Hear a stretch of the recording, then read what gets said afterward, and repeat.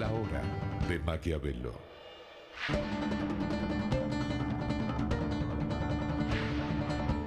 Para conocer a los que están detrás del poder.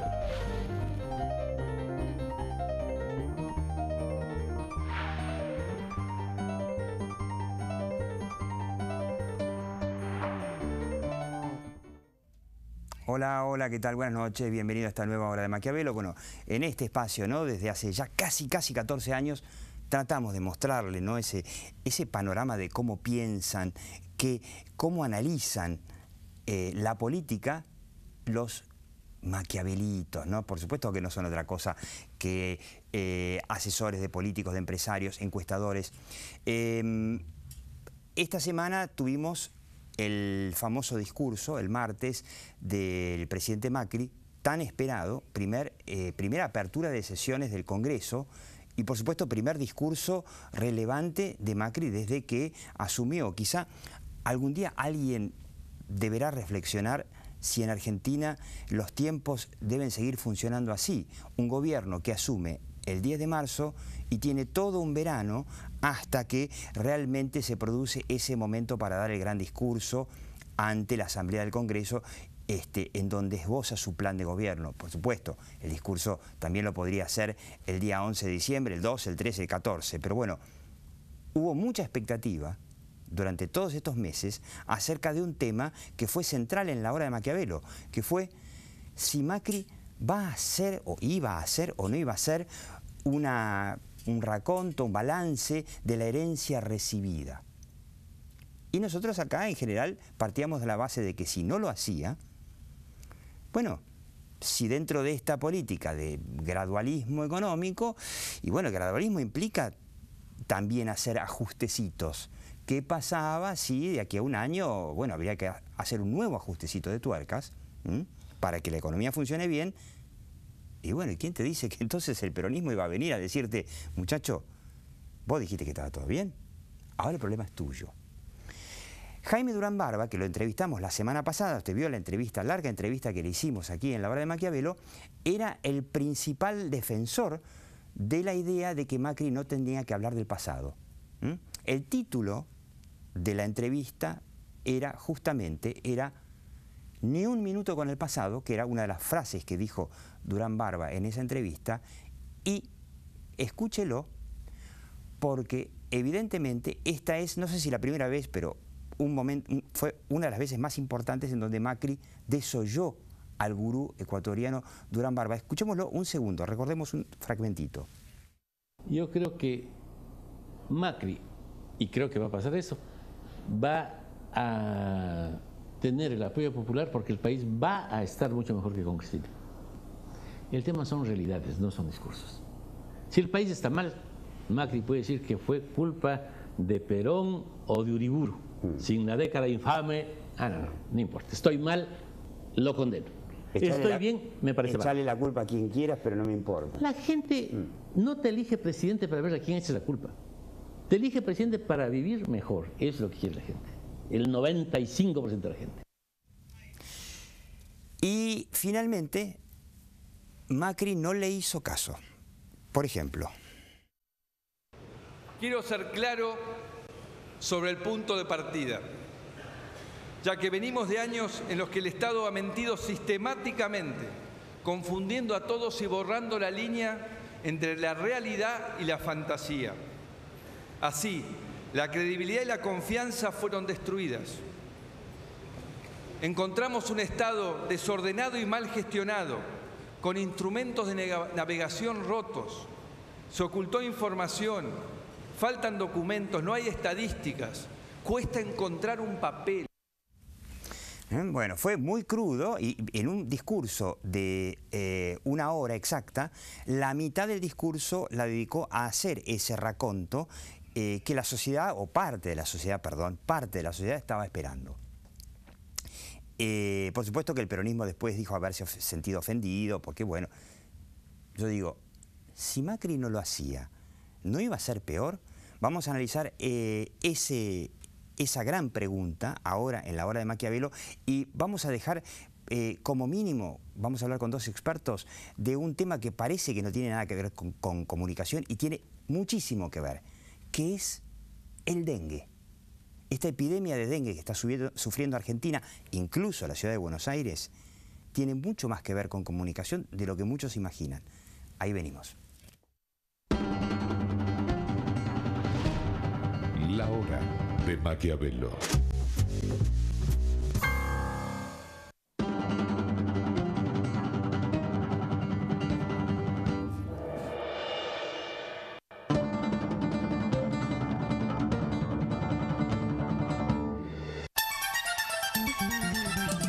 La fuerza del campo está en el trabajo de su gente y la fuerza del trabajador está en la UATRE, Unión Argentina de Trabajadores Rurales y Estibadores.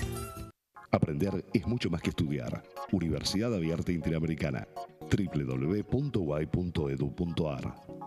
El futuro sos vos.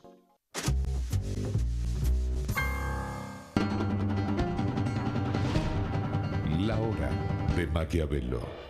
Bueno, finalmente, y un día vino ese día que Macri habló de la herencia después de 3 meses de gobierno, donde lo hacían en forma de trascendidos, casi clandestinamente. Los ministros hablaban del desastre que encontraban. Estamos con Carlos Fara, que bueno, se lo conoce, el hombre es encuestador, analista político, es el presidente de una asociación que se llama ALACOP, Asociación Latinoamericana de Consultores Políticos, y que va a ser dentro de 15 días en Buenos Aires, dentro de 10 días en Buenos Aires, una gran cumbre con expertos, ¿no? En la Universidad de Palermo. Exactamente, sí. 17 y 18, jueves y viernes, y es el aniversario número 20 de la asociación. Ah, claro, 20 años de la asociación que fundó Carlos Fara, entre otros. Felipe Noguera, Mauricio Bengochea, Analía del Franco, Moria Graujo, etcétera. Va a estar muy interesante porque van a estar todos los maquiavelitos juntos ahí. Alguno diría el chiste nefasto, si pones una bomba ahí se acaban los maquiavelitos de Argentina, ¿no? Y de América Latina. No sé si tenemos una foto por ahí que para recordar uno de los ganadores de los premios EICON, los premios a la comunicación institucional, es justamente que tiene la estatuilla ahí, una de las estatuillas, Sergio Polaquia, que está al lado del intendente de Merlo, el nuevo intendente de Merlo, Gustavo Menéndez, que logró la hazaña de desbancar después de 20 no sé cuántos años a uno de los varones del conurbano de peor reputación, que era este hombre Otacé, creo que Raúl Otacé, un peronista que además con costumbres bastante violentas en el conurbano. Muy interesante porque va a mostrar cómo se hace una campaña 2.0 en un distrito en donde no podés pegar un afiche. Porque vienen los muchachos de la municipalidad y primero rompen el afiche y después te rompen al tipo que pegó el afiche. Bueno, una campaña 2.0 logró el cambio ahí en Merlo. Va a ser muy interesante porque después va a ser otros temas interesantes. ¿Cómo vieron el discurso de Macri? Bueno, te olvidaste de presentarme, pero igual te voy a contestar. Yo no te presenté, qué vergüenza. Gustavo Martínez Pandiani, bueno, usted ya lo conoce obviamente, perdón por el lapsus. El hombre, además de diplomático, es uno de los grandes expertos en comunicación política de la Argentina, ¿no? No, bueno, como decía, llegó el momento de la verdad. Siempre el discurso presidencial ante la Asamblea Legislativa es como un punto de inflexión y es, de alguna manera, marcar una hoja de ruta para el resto de tu gestión. Sí. Me parece que lo que sucedió es que se encontraron esas dos fuerzas difíciles de compatibilizar a veces, que son la comunicación y la política.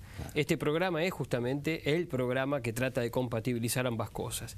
Y si bien los consejos que venían del lado de la comunicación, aparentemente le decían a Macri, y tu programa anterior así lo demuestra, que cuidado, no nos pongamos mucho peso en la herencia. Podemos decir que Gustavo Martínez Pandiani, usted lo puede repasar, en la hora de Maquiavelo, era uno de los que sostenían que era mejor mirar para adelante por una cuestión de la misma argumentación de Durán Barba, exacto, de no generar mala onda, digamos. No solo eso, sino también darle la posibilidad a la gente de que vea un futuro, de una esperanza, de que no está todo tan mal que no tiene sentido seguir adelante. Claro. Es difícil ese equilibrio. Pero bueno, se apareció en el escenario de repente un conjunto de argumentos políticos. Tengo entendido que incluso los socios políticos de la Alianza Cambiemos, específicamente los radicales, le pusieron mucha presión también al gobierno en el sentido de no, tenemos que marcar claramente la herencia recibida. De hecho, el jefe del interbloque de diputados radicales y del PRO, que es un cordobés que se llama Mario Negri, usó el mismo argumento que había usado yo, que era, guarda que a los peronistas ya los conocemos y dentro de muy poco tiempo nos van a decir, ahora la culpa la tienen ustedes inventaron la inflación, ¿no? Por eso, y ahí lo que se produjo entonces fue esta contradicción entre lo que te conviene hacer comunicacionalmente y lo que te conviene hacer políticamente. ¿Y cómo se resolvió? Te va a sorprender lo que digo, pero se resolvió como debe ser, la política por sobre la comunicación. La comunicación siempre tiene que ser un accesorio que vaya en la misma dirección que las decisiones políticas. Aunque a veces te traiga costos muy altos, hay que dejar la comunicación de lado si los costos políticos son mayores. Totalmente. Me parece que la evaluación que hizo el presidente en este sentido hizo que volviera atrás sobre esa idea. Muy pocos días antes del discurso habían dicho no, muy poco tiempo dedicado al pasado, todo para adelante. Había como dos bandos dentro del gobierno, ¿no? Estaba el bando, digamos, estaba Jaime Durán Barba, que es el principal asesor y sigue siendo el principal asesor de Mauricio Macri, uno de las mentes más brillantes en este tema, y el jefe de gabinete Marcos Peña, que estaba también del lado de los mejor no arruinar la buena onda que acompañó a Macri en el arranque, ¿no?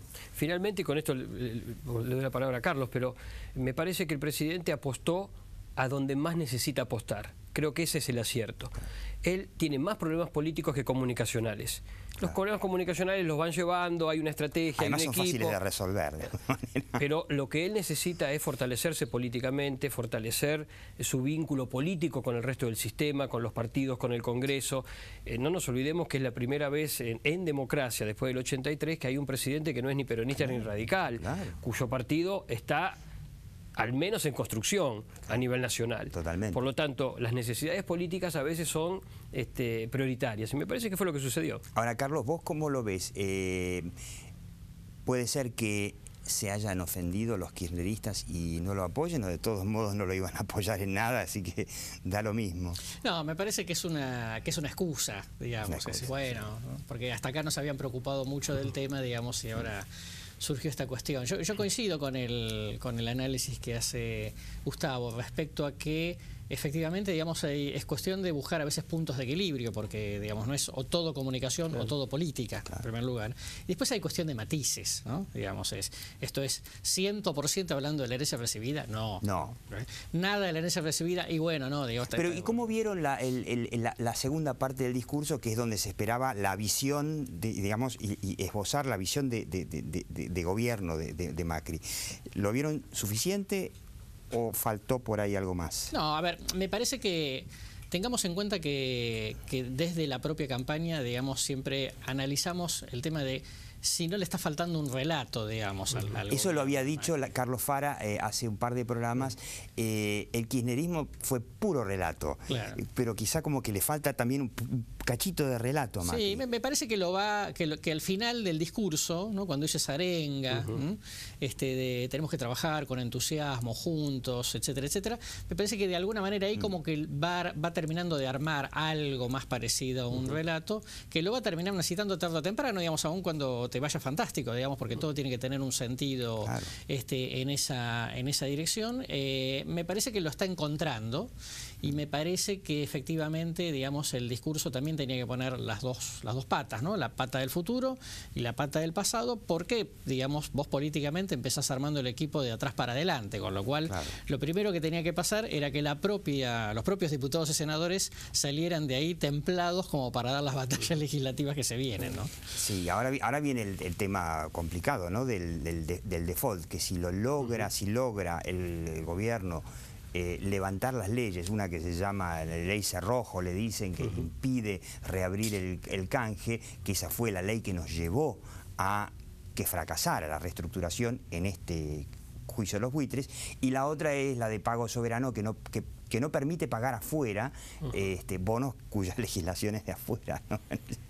Una ley ridícula, pero hay que levantarla para poder... el desafío ahora es justamente hacia el Congreso. El peronismo se va a endurecer, por lo menos el FPV se va a endurecer, pero también el gobierno ha hecho una buena estrategia de acercamiento a otros sectores, el sector al Frente Renovador y algunos otros sectores que son menores pero que sumados agregan. Pero volviendo a lo que decía Carlos antes, a tu pregunta, cómo analizaron el discurso, hay dos formas de verlo, el contenido y la forma. Es siempre bueno hacer esa distinción. Claro. El contenido yo coincido plenamente con lo que decía Carlos, el relato se está tratando de terminar de construir, hay pedazos que faltan. Pero desde las formas me gustaría destacarte dos elementos, uno positivo y uno negativo, o un más y un menos. Empecemos, si vos querés, por el menos. Evidentemente el mundo de la oratoria no es el principal mundo en el que habita Mauricio Macri. Digamos, no es un gran orador, no se destaca... Aprendió ahí con nuestro amigo Rodríguez Aráchaga, ¿no? Aprendió bastante. No, y está bastante bien entrenado y ha mejorado notablemente desde el año 2003 hasta ahora. Vos ves la evolución y es dramática. Impresionante. Pero, digamos, es un presidente que lee sus discursos, que tiene alguna dificultad de modulación en algunas cuestiones. Es un ingeniero. Y eso le resta un poco de contundencia al discurso. Cristina, la gente se enojaba por las barbaridades que decía, pero las decía de una manera como muy contundente, a veces pasada de raya. Pero lo bueno es también que al leer el discurso, cosa que Cristina no hacía, y decía cualquier burrada, cualquier barrabasada, Macri no se equivoca. Bueno, pero esa es la parte, digamos así, que le pone límites, porque si hay que convocar una épica y un relato que te sume, leer, claro, no y lo lees, viste, los quiero mucho, es complicado. Ahora, hay una cosa muy buena que pasó con el discurso de Macri desde el punto de vista de la forma, que fue cómo reaccionó espontáneamente ante los abucheos de la banca opositora. Muy bien. Los tipos lo empezaron a abuchear, se sintió incómodo, pero él demostró carácter. Demostró carácter, ahí, temple. Y les dijo lo que les quiso decir y lo hizo de una manera natural. Les dijo, respeten el voto popular. Me parece que eso como que lo ablandó. Sí, estuvo muy bien cuando se equivocó y volvió a leer un tramo del discurso y algún kirchnerista le gritó, eso ya lo leíste. Dijo, estabas atento. Y estamos colaborando, y es una buena forma de empezar a colaborar. Así que creo que hubo un poquito y un poquito, como casi en todos los discursos de los líderes, siempre hay cosas para mejorar, pero jugó esa primera carta de convertirse en un actor político, los enfrentó. Le dijo, momentito, acá yo soy el presidente y a mí me eligieron. Entonces no abucheen porque el voto popular debe ser respetado. Creo que ese fue el punto más alto. Es muy interesante, Gustavo, Carlos, es muy interesante una encuesta que vi de Analía del Franco que muestra la proximidad de la gente a los grupos políticos después de la elección que ganó Macri, ¿no? Y era más o menos, le tiro cifras muy redondas, estaba arriba Cambiemos, que creo que tenía un 18%, pero los radicales tenían una adhesión importante, como 11%, o sea, entre pitos y flautas casi llegaba al 30%. Y uno se pregunta, ¿y dónde quedó el kirchnerismo? Bueno, el kirchnerismo estaba en 15%. Y el peronismo no kirchnerista, otro 15%. Quiere decir que cuando, por ejemplo, Diana Conti despetó a Macri, muy guaranga en ese momento, tiene que respetar al pueblo. Si el pueblo se refiere al pueblo kirchnerista, bueno, hoy es menos que el pueblo Cambiemos, o cambiemista, si se quiere. Interesante dato de Analía del Franco, una buena encuestadora, ¿no? Y vos, Carlos, ¿estás midiendo ahora? No, todavía no estamos midiendo, digamos. ¿Cómo le ves la imagen a Macri? Yo lo que creo es que probablemente, digamos, el presidente mantenga su imagen personal y tenga, digamos, algún lógico desgaste en lo que tiene que ver con gestión. Es inevitable. Es inevitable. Una cosa que también charlábamos es que yo no me trataría de quedar con la fotografía de ahora, porque está claro que cuando vos vas a dar algunas malas noticias no podés esperar, digamos, aplausos, ¿no? Yo lo que creo es que preferiría, digamos, en términos estratégicos, perder imagen ahora pagando costos por decisiones que no son simpáticas, para que en algún momento, digamos, recoger. Invertir parte de ese capital de imagen. Y es interesante porque, si yo recuerdo la encuesta que hizo Carlos Fara al asumir Macri, estaba mostrando, por ejemplo, que una buena proporción de la población entendía que la situación económica era difícil y por lo tanto él tiene una especie de, no digo cheque en blanco, pero tiene un crédito para gastar. Totalmente. Sí. Son cheques con fecha igual. Con fecha, sí, por supuesto. Viste que los cheques vencen en un momento y no puedes cobrarlo más. Por supuesto. Creo que en el fondo también el gobierno tiene clara conciencia de que el cheque tiene una fecha de vencimiento. Habrá que pensar quizá cambiarle la fecha al discurso clave y decir, está bien, yo voy a hacer una apertura de sesiones del Congreso, pero si yo asumo el 10 de diciembre y tengo 100 días de luna de miel, ¿tengo que esperar 90 días de los 100 para dar mi gran discurso o puedo hacerlo quizá un poquito más cercano. Los manuales de buena comunicación política dicen que se planifica al revés. Se planifica del día 100 para atrás, digamos, o sea, del día 100 al día 1. Cuando vos planificás los 100 días, comunicacionalmente, vos no planificás, bueno, ¿qué hago los primeros 30? ¿Qué hago los segundos 30? Haces, ¿dónde quiero llegar al día 100? Y empezás a planificar para atrás. Yo no tengo información respecto de si existe ese plan. Pero me da la sensación de que no se puso en práctica. Pero ese plan debería tener objetivos que vos vas cumpliendo en función de esas distintas etapas que va marcando. Claro, y esos 100 días no son extendibles. Cosa de llegar al día 100 con la mayor imagen posible. Hablando de imagen, viene Obama. Gran paso diplomático del gobierno de Mauricio Macri. Viene Obama el 23-24 de marzo. Y yo quería recordar una encuesta del Pew Research Center, que es una institución de Estados Unidos que mide cosas como, por ejemplo, antiamericanismo. En este caso es el antiamericanismo en Argentina y cómo ha evolucionado en los últimos años. Le aclaro, el país más antiamericano de América Latina, no sé por qué corno, pero es así. En el 2002 era 49 contra 34. Con los Kirchner, miren cómo creció a 72 contra 16 a favor. O sea, el pueblo absolutamente anti-yanqui. Pero después cuando saltamos a 2008-2009 empezó a moderarse un poquito y ahora está equilibrado. Ahora tenemos un 43 contra 43, está más parejito el antiamericanismo. ¿Qué le conviene a Macri? Que haya mejor, o sea, que si hay mejor imagen hacia los Estados Unidos, ¿es mejor para su gobierno? Sí, porque digamos básicamente las miradas sobre los países son miradas sobre modelos socioeconómicos, claro, ¿no?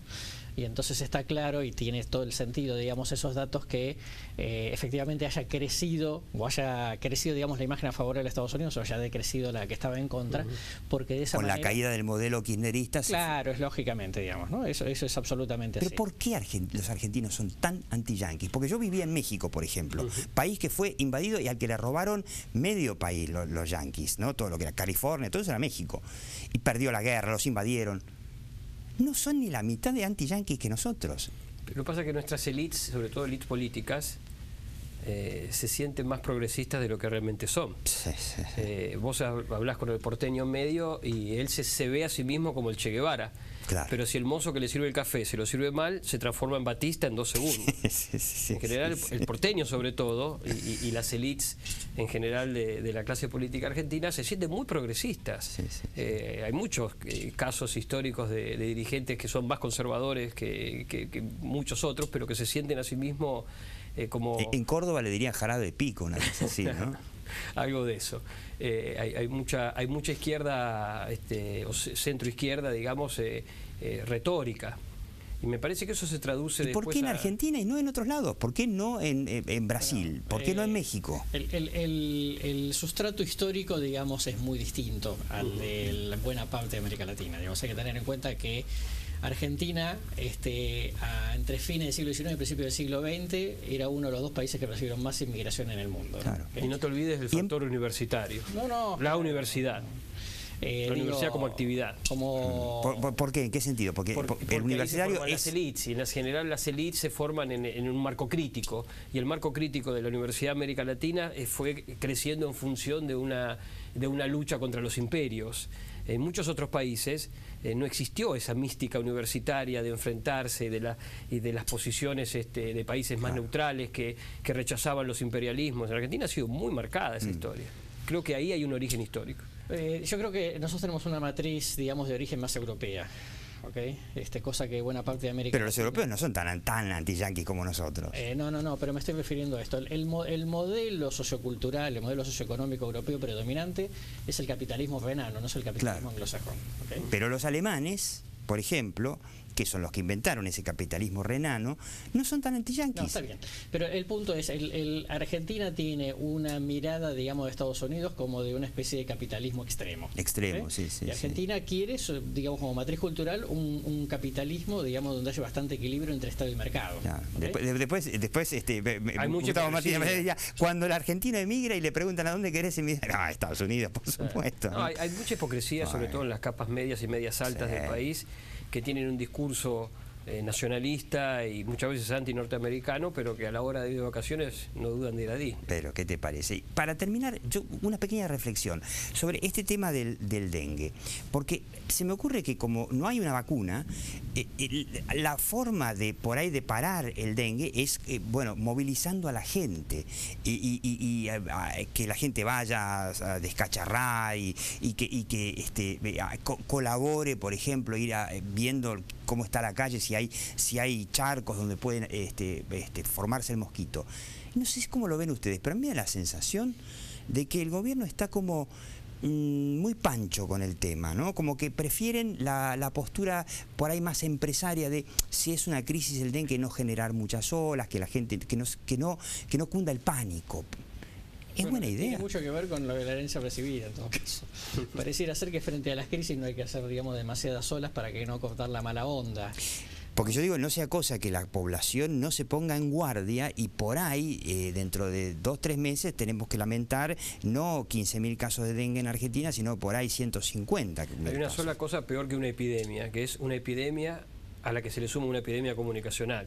Una mala comunicación de ella, ya sea preventiva o ya sea tratando de ignorar la relevancia que realmente tiene. ¿Qué le recomendarían? Porque a mí me da la sensación de que por ahí quizás sea buena idea que tanto los gobiernos de la Ciudad de Buenos Aires, de la provincia, del gobierno nacional, que dejen que se genere un poquito de pánico, tampoco que la gente se tire por la ventana desesperada. Vos conociste esta semana el famoso WhatsApp que anduvo dando vueltas, generando mucho pánico, un verdadero terrorismo, digamos, del tema del dengue, claro, y otras enfermedades similares, y eso es lo que hay que evitar, que la gente también entre en pánico. Claro, pero por ahí la respuesta del gobierno es no te preocupes, no pasa nada, esto. Y capaz que por ahí, no sé si no será bueno, no sé, no me queda claro cuál sería la respuesta en estos momentos ideal para el gobierno, si generar un poquito de pánico o calmar las aguas y decir, quédate tranquilo que no va a pasar nada. No lo sé, ¿no? Lo que hay que hacer es decir la verdad, Carlitos. No, eso como siempre. No, eso desde ya, porque decir la verdad. Lo peor que podría pasar, digamos, es subcomunicar. Claro. Yo preferiría sobrecomunicar, sobre todo teniendo en cuenta, digamos, que estamos hablando de salud de la población, no estamos hablando de una enfermedad muy complicada, porque la primera picadura te da una gripe, la segunda picadura te mata. Y no nos olvidemos que venimos de una década donde se le mintió mucho a la gente en casi todo, en todas las estadísticas nacionales, en muchas cosas que se ocultaron. Me parece que lo que la gente está pidiendo es que le digan la verdad. Y en este caso creo que hay que hacer eso. Y por ahí movilizar un poco a la población, si es necesario, a que salgan a la calle, a armar equipos, no sé, de voluntarios, lo que sea. Es preferible eso a tener que lamentar por ahí una epidemia más grave dentro de un par de meses. Carlos Fara, muchas gracias. Le recuerdo el Congreso de ALACOP en los días 17 y 18 de marzo en la Universidad de Palermo. En la Universidad de Palermo, donde va a haber muchos maquiavelitos. Gustavo Martínez Pandiani, perdón que no lo presenté al principio, pero lo despido al final. Y usted siga viendo La Hora de Maquiavelo. Chau.